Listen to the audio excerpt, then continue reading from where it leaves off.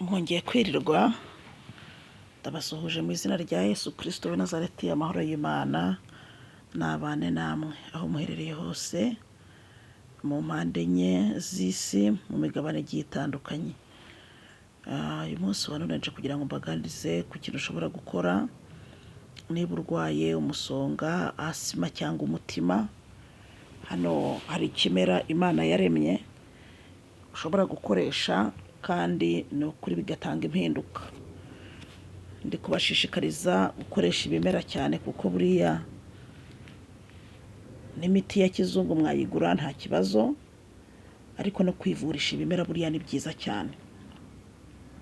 Ni byiza cyane rwose, biba bikiri umwimerere bitaraca mu nganda, ariko mukabikoresha neza nyine uko umuntu aba yabibabwiye, mudafata doze nyinshi wenda bikaba byagira ibindi byangiza.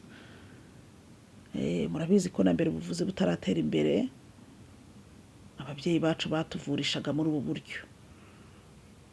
Iterambere ryaraje ni byiza, ariko ntabwo bivuze ko n'iyi miti wajya uyinyuraho gutyo gusa, uyirebere gutyo gusa. Ntabwo ibi byatsi Imana yaremye kugira ngo tujye tubitambukaho tubirebe tubikandagirane, ahubwo isi yose yuzuye ubwiza bw'Imana. Nk'uko maze iminsi mbibasobanurira rero, ntabwo natinda muri intro. Hano mumaze kubimenyera ko njya mbazanira inyigisho z'ukuntu twakivurisha ibimera Imana yaturemeye ikabishyira imbere yacu, nubwo bamwe twirirwa tubitambukaho tukagenda tukarinda tujya kubyishyura mu bapfumu mu biki byose, kandi n'ubundi ari byo baba bagiye kwahira bakabyanika bakabisekura, barangiza bakabinyuza ku mana zabo, ukajya kugura ibintu byaciye mu maboko y'ibindi bigirwamana.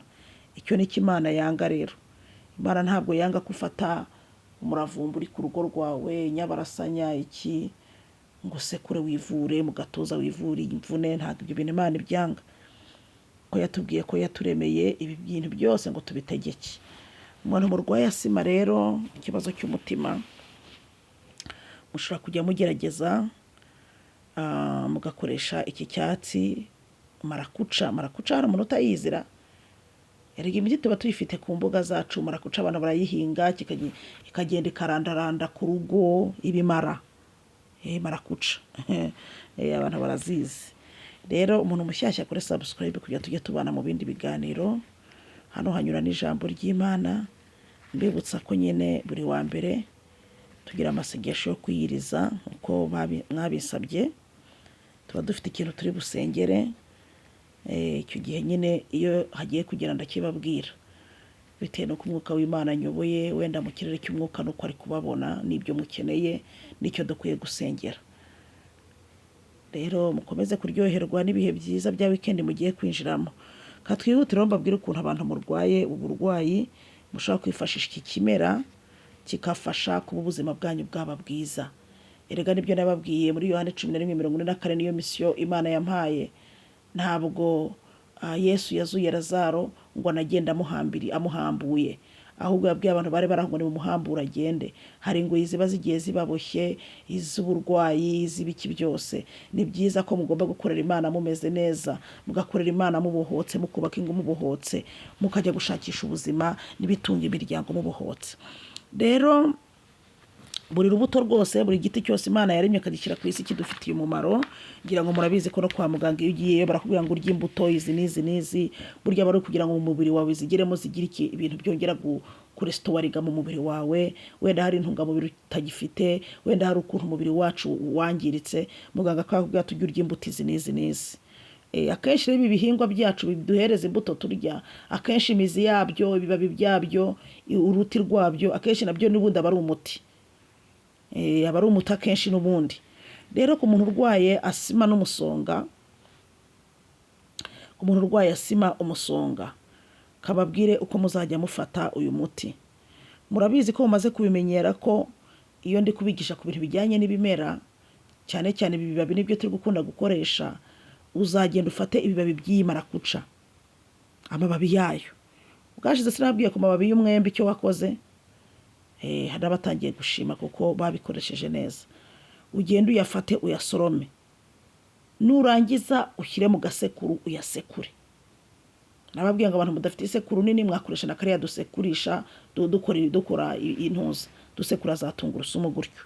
Kigenzi na gasekuru ugasekura warangiza ukanika. Apana ntabwo usoroma ngo wanike mbere, urabanza ukabisoroma ukabisekura ukabijajanga.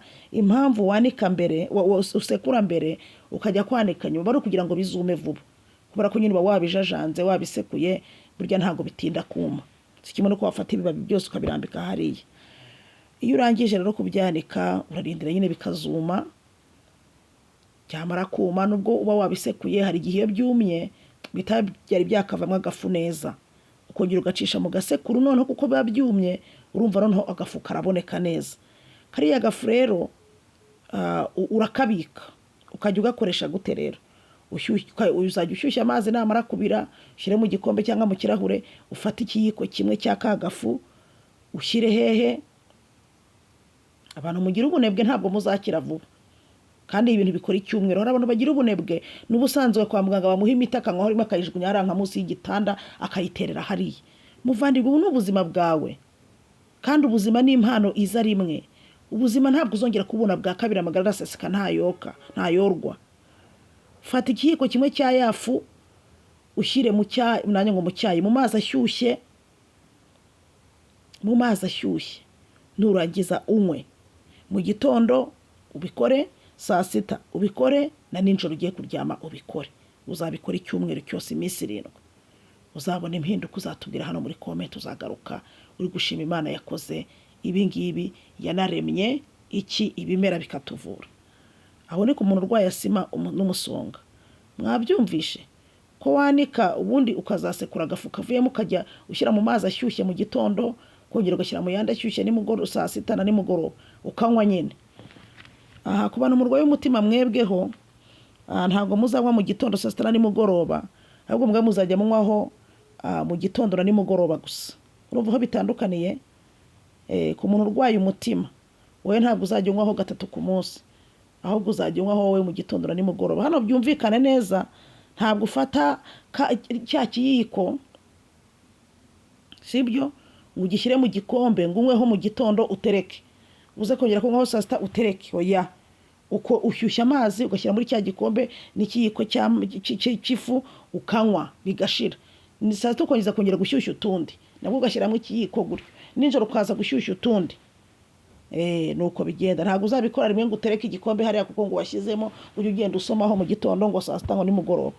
Oya, ni gukora utuzi dushyushye mu gitondo ugashyiramo, ugakora utundi dushyushye nimugoroba, saa sita ukongera ugashyiramo, ugakora utundi dushyushye nimugoroba ukongera ukabikora. Ibi bintu bikora icyumweru ku muntu urwaye asima n'umusonga. Ariko ku muntu urwaye umutima, weho uzabikora ibyumweru 3. Uzabikora ibyumweru 3. Ku muntu urwaye umutima wowe uzabikora ibyumweru 3. Fata kayiko ushyira mu tuzi dushyushye mu gitondo ukanywa, nimugoroba mbere yo kuryama ugafata akayiko kagafu ugashyiramo ukanywa, ibyumweru 3. Imana ibahe umugisha kandi bakize. Shalom.